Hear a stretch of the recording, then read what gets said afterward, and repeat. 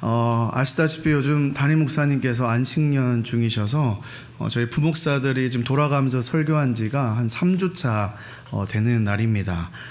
저는 그동안에는 2부 설교를 이제 2번 정도 섬겼고, 이제 오늘 이렇게 3두 강단에 서게 되었습니다. 사실 저는 오늘 여기가 끝이 아니에요. 사실 4부 예배도 또 강단에 서야 되기 때문에 사실 매주 2번씩 이제 설교를 하게 되는데요. 이게 해보니까 굉장히 힘들더라고요. 집에 가면 진짜 골아 떨어집니다. 하면서 담임 목사님이 이제 거의 3번 이상을 설교하시니까 참 얼마나 힘들게 하시는지를 좀 많이 느끼게 되고, 또 이제 한 주 한 주 지나면서 담임 목사님 보고 싶다 그런 생각이 좀 들었습니다. 그런데 여러분, 제가 평소보다 이렇게 자주 강단에 서고, 사실 청년부도 이제 4년 차 되기 때문에 설교를 이제 매주 섬기고 있거든요. 이렇게 강단에 서다 보면 솔직히 제 안에 좀 서늘한 두려움이 찾아옵니다. 일명 미천이 떨어질까봐 두려워하는 그 마음입니다. 제가 이 강단에서는 큰 소리로 은혜를 선포하지만 내려가면 식은땀이 흘러요. 준비된 말씀은 이제 다 떨어져 가는 것 같고, 제 안에 이 영적인 우물은 점점 메말라 가는 건 아닌가. 특별히 제가 이렇게 쏟아부어 있는 이 설교와 또 영적인 이 수고가 바닥을 드러내고 아무것도 남지 않으면 어떨까. 누구에게도 쉽게 털어놓지 못하는 저 목회자의 소갈이입니다. 그런데 여러분, 오늘 이 자리에 앉아 계신 사실 여러분들 가운데서도 모양은 달라도 저와 비슷한 무게와 두려움을 느끼시는 분들이 굉장히 많을 줄 압니다. 평생 가정을 위해서 또 이 교회를 위해서 헌신하며 살았는데, 어느 날 문득 이 거울 앞에 선 제 모습을 볼 때 내 손에 남는 건 대체 무엇이지? 새벽마다 무릎으로 기도하고 또 땀 흘려서 봉사를 했는데 세월이 지나고 나면 이게 다 무슨 소용이야? 결국 다 흙으로 돌아가는 거 아닌가? 나는 이렇게 잊혀지는 거 아닌가? 자녀들을 다 키워보내고 텅 빈 집에 앉아서 한평생 수고는 도대체 나는 무엇을 위해서 이렇게 살았는가? 되짚어 보신 적 누구나 한 번쯤은 있을 거라 생각해 봅니다. 혹 오늘 교회에 나온 지 얼마 되지 않으신 분들도요, 이런 생각을 해보셨을 것 같아요. 사람이 죽으면 정말 그게 끝인가? 이 인생 죽음의 너머에 무엇이 도대체 있기는 한가? 여러분, 이 신앙생활을 하면서 찾아오는 이 서늘한 질문들은요, 사실 단순한 우울의 문제라든지 감정 변화의 문제는 아닙니다. 이것은요, 이 원수인 마귀가 우리 귀에 끊임없이 속삭이는 가장 교묘한 영적인 기만이자 영적인 공격이라는 거예요. 네 평생에 했던 그 헌신은 결국 다 헛된 것이야. 다 흙으로 돌아갈 거 말 거야. 그냥 보이지 않는 것에 너무 충성되어 열심히 살지 마. 마귀는 이렇게 계속해서 우리의 믿음을 뿌리서부터 흔든다는 거예요. 근데 여러분, 놀랍게도 오늘 사도 바울은요, 이 우리 마음 깊은 곳에 숨어있는 이 질문에 대해서 정면으로 다루고 있습니다. 오늘 읽지는 않았지만요, 고린도전서 15장 19절 한번 띄워주실까요? 제가 새번역 버전을 가져왔는데요, 바울은 이렇게 고백합니다. 그리스도 안에서 우리가 바라는 것이 이 세상에만 해당하는 것이라면 우리는 모든 사람 가운데서 가장 뭐라고요? 불쌍한 사람이라고요. 사랑 여러분, 세상 사람들은요, 우리 그리스도인을 보면요, 그래도 참 노력한다, 착하게 산다, 대단하다라면서 그렇다고 이렇게 얘기를 해주죠. 근데 오늘 바울을 보십시오. 바울은 지금 정반대로 얘기해요. 가로 열고, 만약에 부활이 없다면 가로 닫고. 여러분, 오늘 19절의 이 말씀은요, 이 바울이 세상 사람들을 향해서 선포하는 말씀이 아니라 지금 고린도 교회를 다니고 있는 성도들에게 이야기하는 말씀이거든요. 근데 지금 한번 생각 보십시오. 이 고린도 교회 성도님들이 뭘 좀 생각하는 거예요? 사실 단도직입적으로 얘기하면 죽음 이유를 생각하지 않아요. 그리스도 안에서 우리가 바라는 것이 뭐예요? 이 세상에만 해당되는 것, 이 뭐예요? 현시가 더 중요하다고 생각하면서 살아간다는 거예요. 그렇게 생각하는 고린도 교회 성도들에게 뭐예요? 너희들의 그 평생 주님을 위해서 손해보고 참고 헌신한 것들이야말로 이 세상에서 가장 불쌍하고 가장 비참한 사람이야 라고 지금 이야기하고 있다는 거예요. 왜요? 아까 제가 얘기했죠. 부활이 없다면, 우리 신앙에 이 부활에 대한 소망이 없다면, 그 죽음 이후의 생각이 아무것도 없다면 우리가 드린 새벽 예배도, 주일 때문에 참아낸 억울함도, 손해보며 지킨 정직도 전부 헛것이 될 것이 때문이라 그 얘기하고 있어요.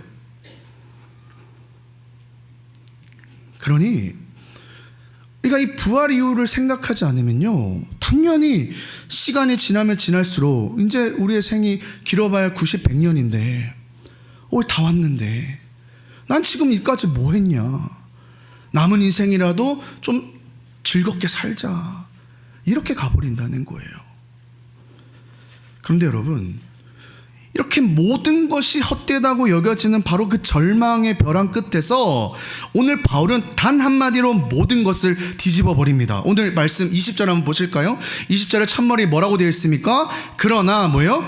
이제, 우리가 보진 않았지만 19절까지는 만약에 부활이 없다면이라는 캄캄한 절망을 얘기했다면 20절부터는 뭐예요? 그러나 이제 뭐예요? 그러나 사실은 너네가 생각하는 그게 아니다, 그렇지 않다라고 외치는 벼락 같은 선언입니다. 오늘 이 한마디가 절망을 소망으로, 한숨을 찬송으로, 죽음의 무덤을 생명의 동산으로 뒤집어 버릴 겁니다. 사랑하는 여러분, 오늘 저는 어떤 윤리적인 교훈의 말씀을 전하기보다는 오늘 바울이 20절부터 한 절 한 절 어떻게 이 부활의 승리를 논증해 가는지, 또 이 부활이라는 게 왜 우리에게 중요한지를 좀 그 길을 함께 걸어가 보려고 합니다. 그리고 결론적으로 말하면 이 길 끝에는 그리스도께서 모든 원수를 무너뜨리시고 승리하는 그 영광을 보게 될 겁니다. 바라기는 오늘 이 예배가 이 우리의 삶을 자꾸만 허무하게 만들면서 쾌락을 즐기라고 하는 그 죽음을 향해서 너는 이제 해고되었다라고 당당히 외치는 부활의 증인으로 다시 서는 시간이 되기를 주님의 이름으로 간절히 소망합니다. 이제 좀 본론을 들어가 보겠습니다. 우리 20절 우리 천천히 한번 읽어보겠습니다. 제가 읽을게요. 그러나 이제 그리스도께서 죽은 자 가운데서 다시 살아. 여러분, 이게 무슨 말이에요? 예수님의 부활을 얘기하고 있잖아요. 예수님의 부활을 얘기하죠. 그리고 뭐예요? 다시 살아나사 잠자는 자들의 첫 열매가 되었다고 해요. 바울이 이 한 절에서 특별히 붙드는 두 단어가 있습니다. 바로 이 잠자는 자와 이 첫 열매예요. PPT 좀 띄워주실까요? 이 바울이 지금 이 죽음이라는 것을요, 뭐라고 표현하냐면 잠이라고 좀 표현하고 있거든요. 그리스도인 그 성도님들에게, 죽어있는 자들에게 너희는 좀 잠자는 자라고 표현하고 있다는 거예요. 그 부활을요, 첫 열매라고 지금 부르고 있거든요. 왜 그랬을까요?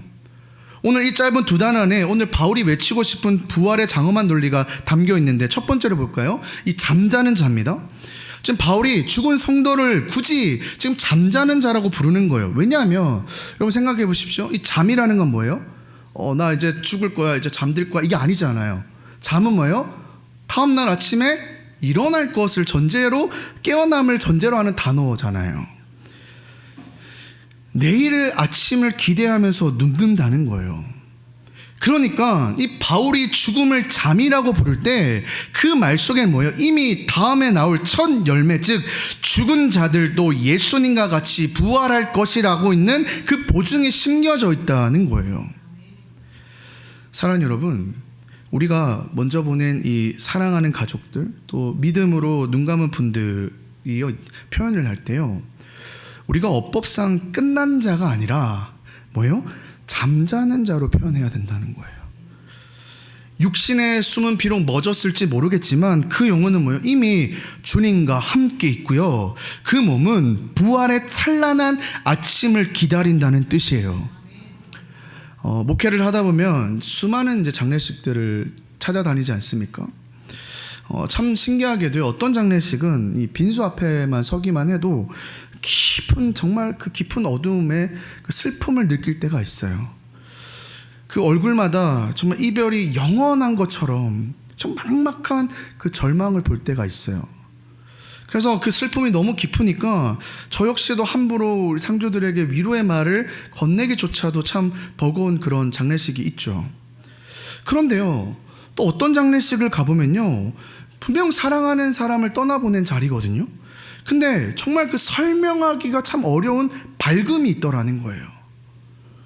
눈물은 흐르고 있지만 그 눈물 속에는 절망이 아니라 평안과 소망이 흐르고 있습니다. 상주들의 얼굴부터가 다르더라고요. 왜 그럴까요?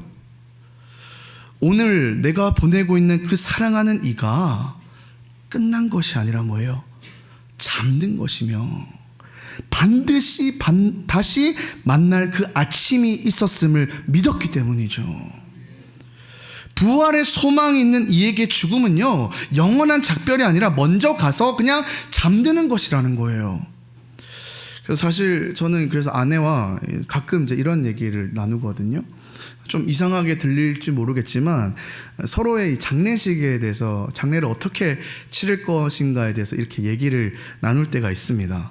그때 제가 이제 아내한테 하는 얘기가 있는데, 어떤 얘기냐면 내 장례식에는 꼭 찬양팀을 좀 불러줬으면 좋겠다. 그래서 너무 침울하게 그런 분위기 잡지 말고 나의 인생의 마지막의 예배를 그 어느 때보다 뜨겁게 좀 부활의 소망으로 예배를 드렸으면 좋겠다. 농담처럼 웃으면서 하는 얘기지만 사실 진짜 제 진심이에요. 기억하셨다가 꼭 부탁드리겠습니다. 제가 정말 그렇게 믿기 때문이에요. 그날은 끝이 아니라 먼저 가서 잠드는 날이요, 다시 만날 아침을 예약해둔 날이기 때문이에요.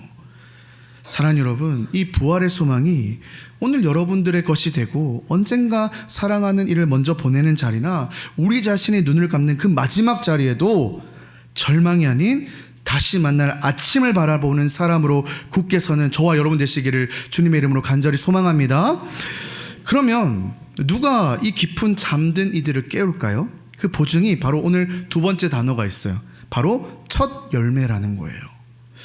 이 구약의 율법을 따르면요, 이 농부는 가을녘 추수할 때쯤에 들판에서 제일 먼저 익은 곡식 한 단을 베어서 하나님께 예배를 드리죠. 우리 아벨의 제사를 생각해 보시면 될 것 같아요.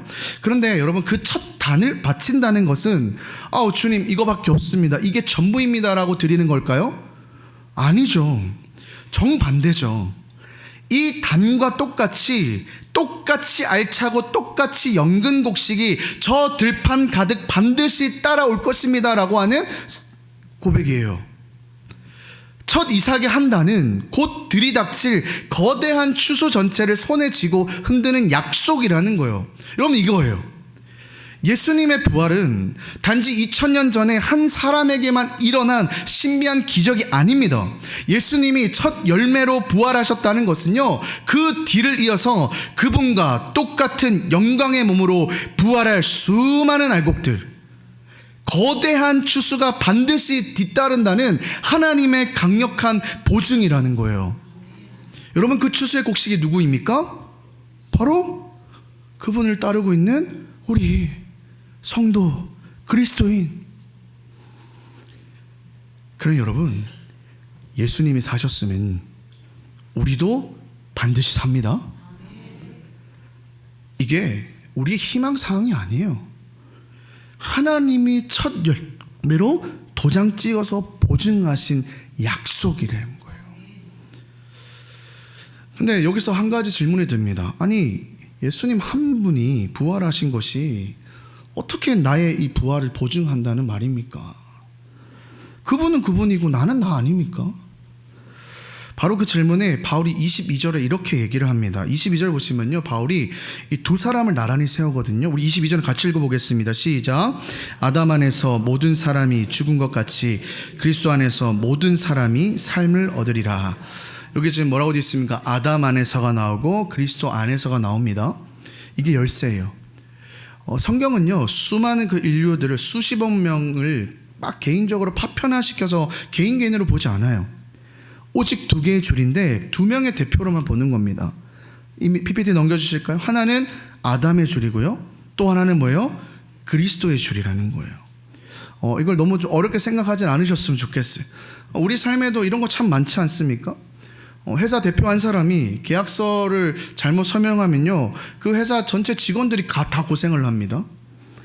나라의 왕 한 사람이 전쟁을 선포하면요, 그 백성 전체가 어떻게 해요? 전쟁 속으로 끌려가잖아요. 그러니까 대표 한 사람의 결정에 그에게 속한 모든 사람의 운명이 한데 묶인다는 거예요. 바로 이것이 첫사람 아담에게 일어난 일이었어요. 인류 대표의 아담이 죄를 지었을 때 그 한 사람에게 묶인 모두 우리에게 사망이 다 들어왔다는 거예요.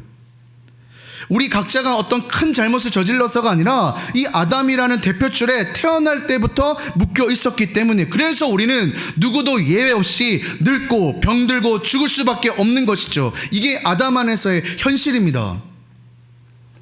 그런데 사랑하는 여러분, 바로 여기에 복음이 있는데 하나님이 그 상태로 두셨어요? 그래, 너는 늙고 그 죽어라 이러셨냐는 거예요. 아니잖아요.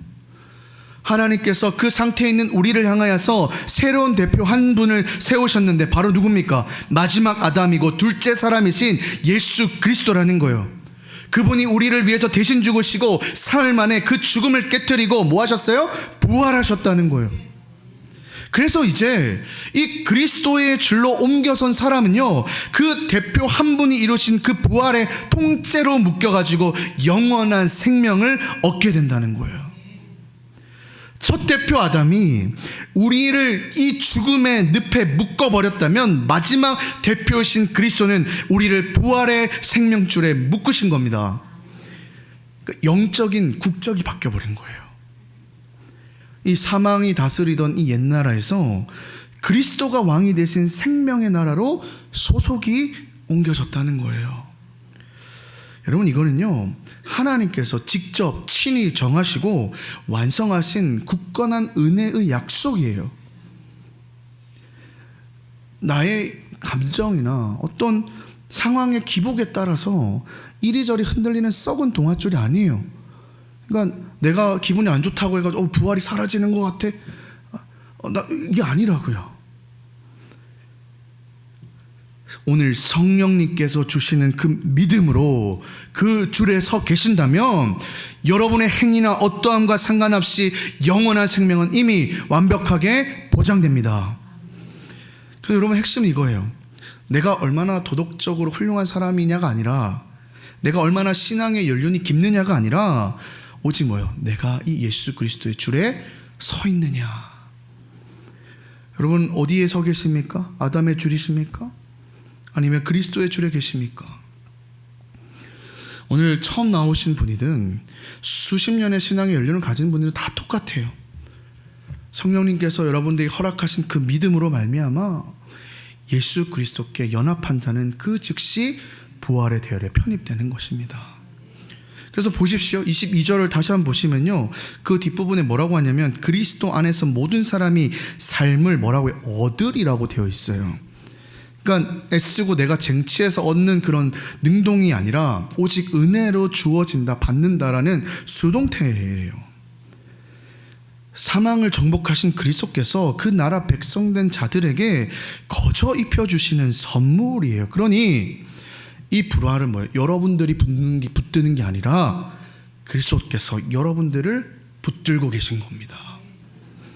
그리고 여러분 기억하십시오. 그 손은요, 결코 놓치지 않으실 겁니다. 꽉 붙잡고 계시다고요. 또한 여러분이 부활은요, 죽음 앞에서 그냥 슬픈 상황 앞에서 그냥 위로 삼아 되뇌는 그런 막연한 옛 이야기가 아니에요. 지어낸 얘기가 아니에요. 사망을 실제로 짓밟고 무덤에서 걸어 나오신 그 그리스도의 승리에 내가 그 줄에 묶여 함께 올라타는 실제 사건입니다. 여러분 이 진리에 여러분 자신의 이름을 넣어보셨으면 좋겠어요. 다음 PPT 보여주실까요? 그리스도께서 부활하셨으니 나도 반드시 부활한다. 우리가 같이 한번 외쳐볼까요? 시작. 그리스도께서 부활하셨으니 나도 반드시 부활한다. 아멘. 바라기는 이 확신이 오늘 여러분들의 가슴에 깊이 새겨지기를 소망합니다. 자, 그런데 여러분, 이 부활은요, 아까도 얘기했지만 뭐 장례식에서나 슬픈 어떤 상황에서 어떤 한 사람을 위로하려고 쓰는 어떤 개인적인 사건은 아니에요. 이 한 영혼을 붙드는 은혜를 넘어서요, 이 부활의 사건은 온 우주의 역사를 마무리하고 마침내 하나님의 나라를 완성하는 거대한 사건으로 뻗어가는 거예요. 23절을 보실까요? 하나님은 얼마나 철두철미하신지요. 23절 제가 읽을게요. 그러나 각기 자기 차례대로 되리니 먼저는 첫 열매이신 그리스도요, 다음에는 그가 강림하실 때 그리스도에게 속한 자요라고 됐어요. 바로 지금 각기 자기 차례대로 된다라고 얘기하죠. 여러분, 이 차례라는 말은요, 이런 그림을 떠올리시면 될 것 같아요. 잘 훈련된 군대를 생각해 보십시오. 잘 훈련된 그 군대는요, 무질서하게 돌아가지 않아요. 철저하게 계획 속에서 착착착착 간단 말이에요. 지금 그 얘기를 하는 거예요. 앞대열과 뒷대열이 한치도 흐트림 없이 순서를 지켜서 질서정연하게 갈 건데, 지금 무슨 뜻이에요? 부활은 어쩌다가 우연히 터지는 무질서한 사건이 아니에요. 하나님의 친밀한 그 시간표대로 한치의 오차 없이 정확한 순서로 진행되는 거룩한 행진이라는 거예요. 맨 앞에 대열은 누구입니까? 바로 첫 열매이신 그리스도께서 지금 이미 시작하셨어요. 그리고 마지막 대열은 뭐예요? 그분이 다시 오실 때 그분께 속한 우리라는 거예요. 하나님은요, 지금 이 순간에도 그 시간표를 한 줄 한 줄을 정확하게 지금 집행하고 계세요. 그러니 여러분, 이 부활은 혹시 될까 말까? 이게 아니라 이미 뭐예요? 주님의 그 계획 속에 지금 이루어지고 있는 사건입니다. 그래서 이 치밀한 하나님의 좀 시간표를 이해하기 위해서 좀 우리 아픈 역사를 조금 소개를 하려고 합니다. 마침 이번 주가 6.25 전쟁 76주년이 되는 날이더라고요. 아시다시피 전쟁이 한번 터지면 수없는 생명들이 쓰러지고 그 상처가 세대를 넘어서 이어집니다. 사실 여전히 고스란히 우리 가운데도 있지 않습니까? 그런데 이 전쟁의 역사를 좀 살펴보면요, 참 그 속상한 그 시기가 있어요. 물론 전쟁이 전체 다 힘든 일이지만 참 속상한 시기가 있는데, 언제냐면 이 승패가 이미 결정되었는데 전투가 아직 끝나지 않은 시기가 있다라는 거예요. 우리도 그랬어요. 1953년 여름에 이제 이 전쟁을 멈추는 이 정전 협정을 지금 막 이루어지고 있는 상황이었어요. 합의가 거의 끝나가는 상황이었고 전쟁의 끝이 보이는 시점이었어요. 근데 그 시기에 여러분, 전쟁터에서는 어떤 일이 벌어졌는지 아십니까? 쉬고 있었을까요? 아니요. 여러분, 영화 고지전이라는 거 보셨어요?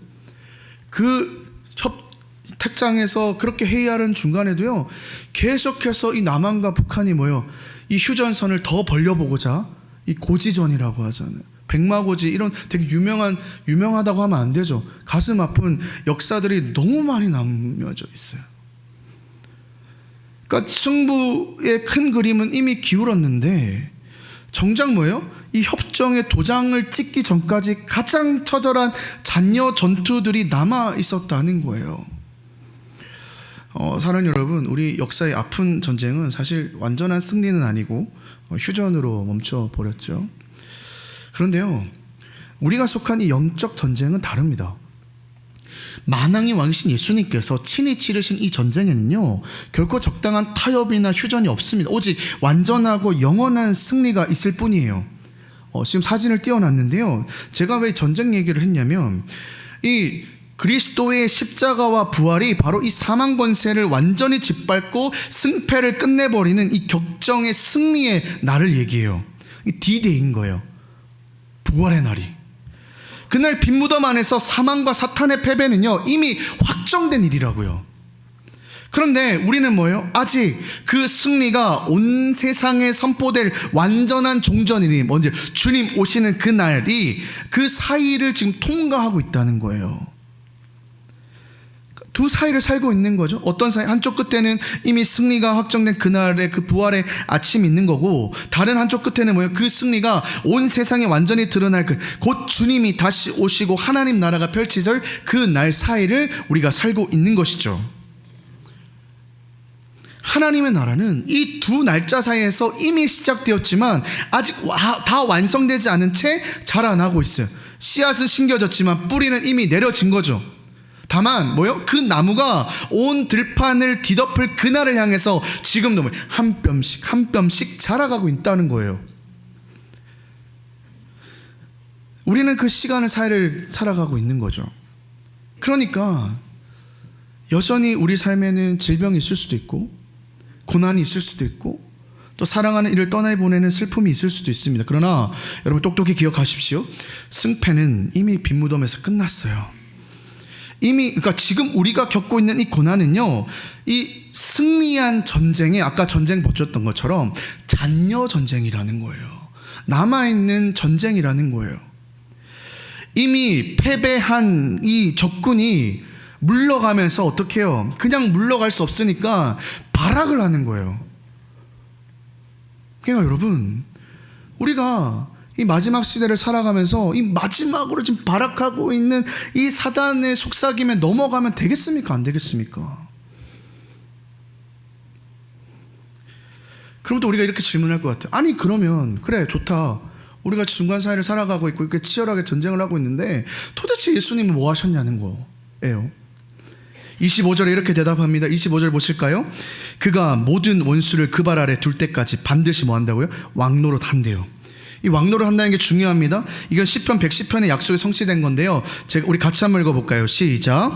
여호와께서 내 주에게 말씀하시기를 내가 내 원수들로 내 발판이 되게 하기까지 너는 내 오른쪽에 앉아 있으라 하셨도다. 사랑하는 여러분, 지금 그리스도는요 저 하늘에서 팔짱 끼고 구경하시는 분이 아니에요. 지금도 여러분들과 함께하고 있다고요. 그러니까 여러분들이 겪고 있는 이 고난을 자꾸 여러분들의 힘으로 아등바등하면서 그렇게 살지 마시라고요. 지금도 하나님께서, 주님께서 우리 가운데 역사하시고 통치하시고 이끌어 가시기 때문에 우리에게 고난이 있거나 힘든 일이 있거나 그럴 때 우리가 어떻게 해야 돼요? 주님 붙잡아야죠.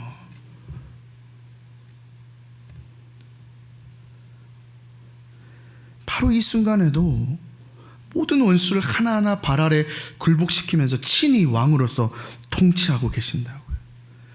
여러분의 인생에 풀리지 않는 고난도, 지긋지긋한 절병도, 캄캄한 염려도 지금 이 순간 왕이신 그분의 강력한 통치 안에 다스려지고 있습니다.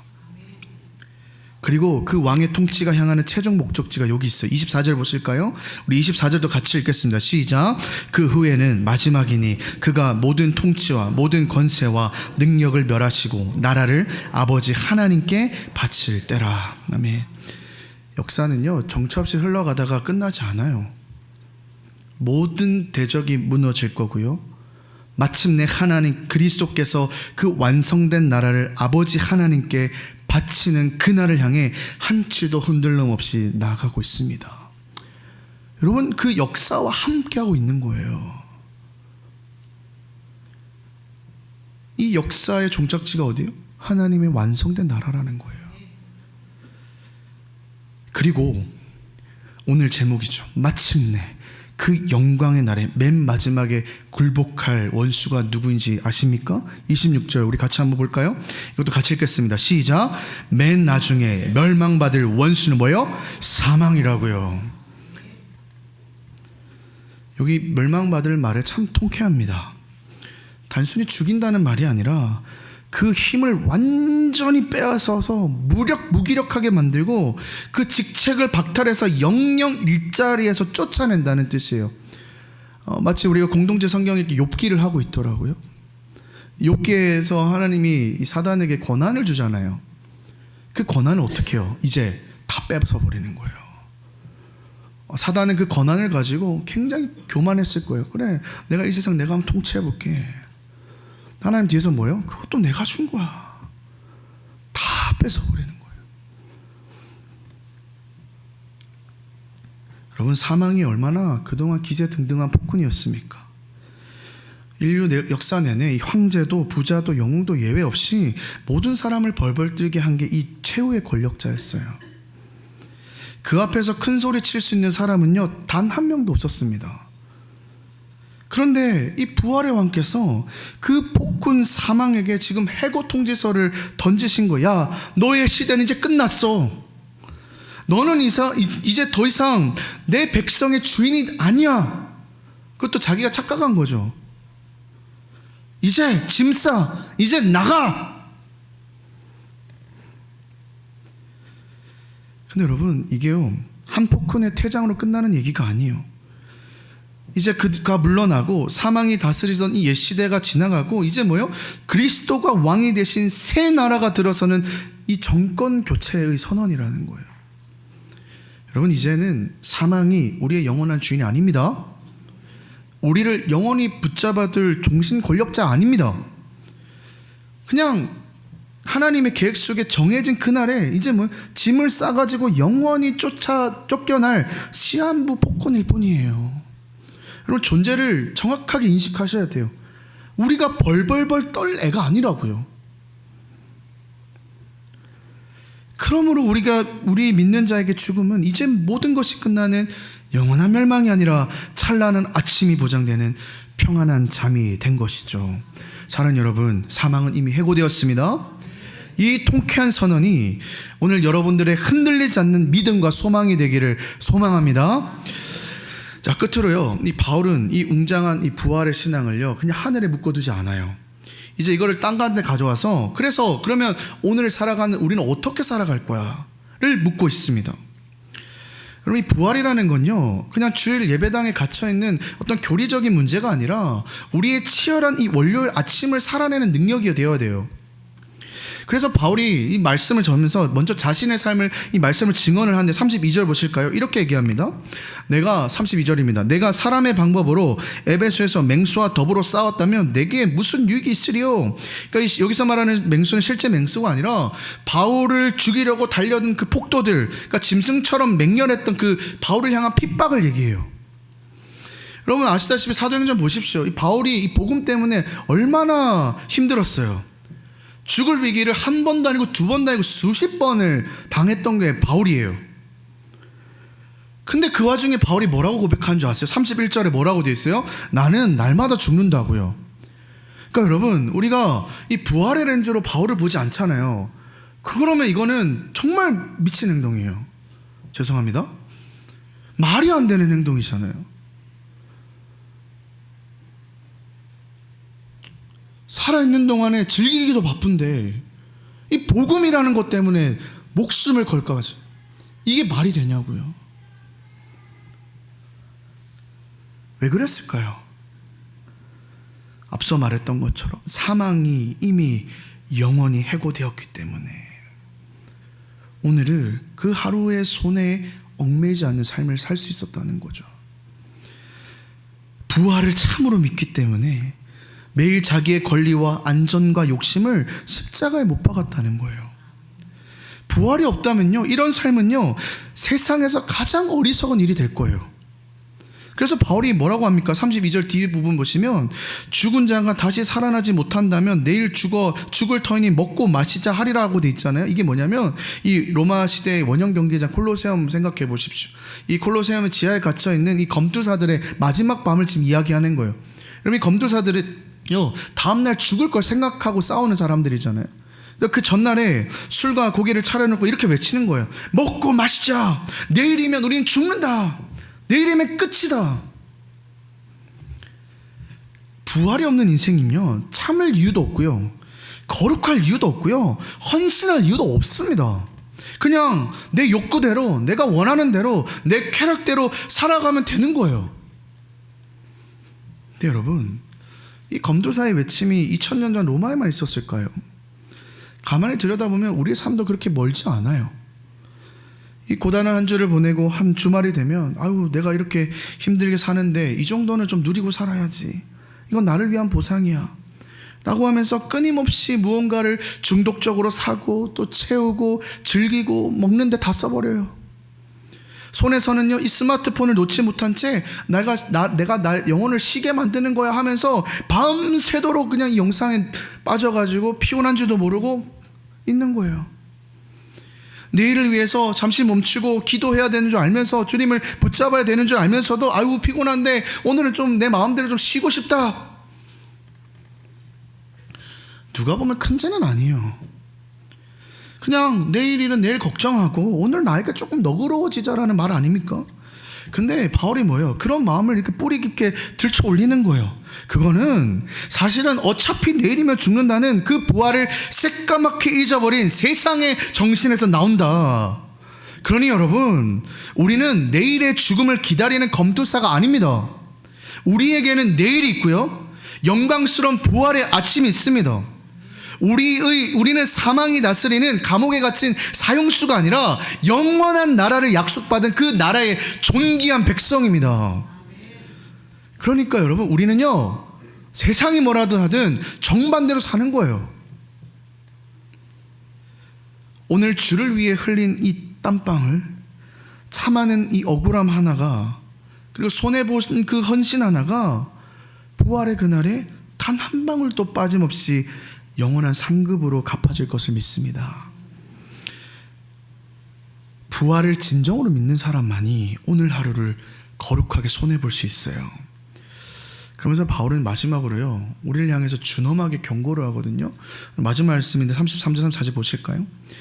우리 같이 읽겠습니다. 시작. 속지 말라.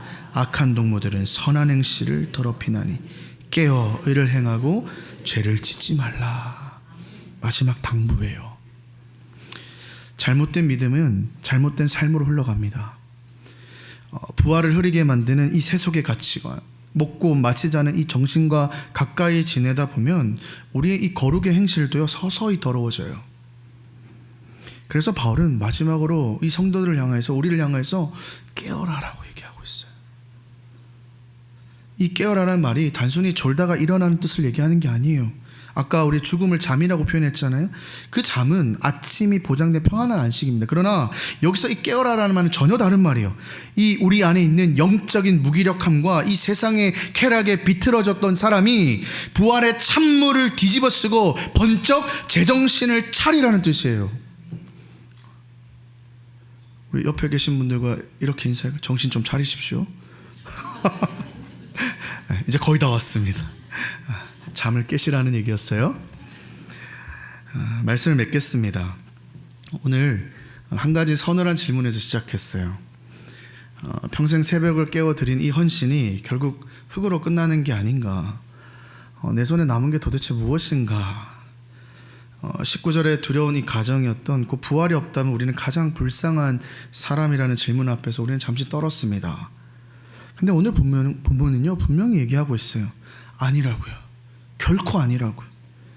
이제 우리는 이 세상을 향해서, 원수 마귀의 이 거짓말을 향해서 담대하게 대답할 수 있어요. 여러분, 쫄지 마십시오. 우리의 인생은 결코 텅 빈 게 아닙니다. 우리 손에 흩날리다가 사라질 그 허무한 모래알이 아니라 영원한 첫 열매 대신 그리스도의 확실한 보증이 우리 손에 쥐어져 있어요. 우리는 흙으로 돌아가 끝날 존재 아닙니다. 주님 다시 오시는 그날에 영광스러운 부활의 몸을 입고 찬송하며 다시 일어날 그 나라의 존귀한 백성입니다. 사랑하는 여러분, 오늘 우리가 보았던 세 가지를 꼭 기억하셨으면 좋겠어요. 한번 띄워주실까요? 마음에 동의가 되시면 아멘으로 외쳐주시면 될 것 같아요. 첫째, 그리스도께서 첫 열매가 되셨으니 우리의 부활은 이미 확정되었습니다. 그분은 마지막 원수 사망까지 발아래 두시는 왕으로 지금도 다스리고 계십니다. 그러므로 우리는 검투사처럼 오늘 취하지 않고 깨어나 날마다 죽는 그 나라의 백성으로 살아갑니다. 아멘. 마지막으로 이 기독교 변증가인 C.S. 루이스가 그의 책에서 우리의 이 죽음을 가리켜서 이렇게 얘기했습니다. 제가 읽어볼게요. 죽음은 마지막 장이 아닙니다. 진짜 이야기의 제1장이 시작되는 순간입니다. 이 땅에서의 삶은 그저 책의 표지에 불과합니다. 여러분, 지금 이게 끝이 아니라고요.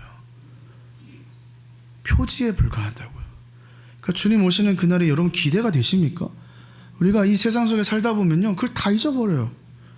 우리는 부활의 소망을 가지고 살아가는 사람인데 이 현실이 너무 고달프다 보니까 다 잊고 이 100년도 안 되는 인생 가지고 아등바등거리며 살아가는 게 우리 현실이잖아요. 오늘 바울은요, 깨우라고요. 덧혀있던 그 눈꺼풀을 다 벗겨버리고 땅 보지 말고 하늘을 보라고. 바라기는 이 첫 열매 되신 그리스도 안에 사망을 향해서 너는 이미 해고되었다고 당당하게 외치며 오늘 하루를 승리하는 그 나라 백성 되시기를 주님의 이름으로 간절히 소망합니다.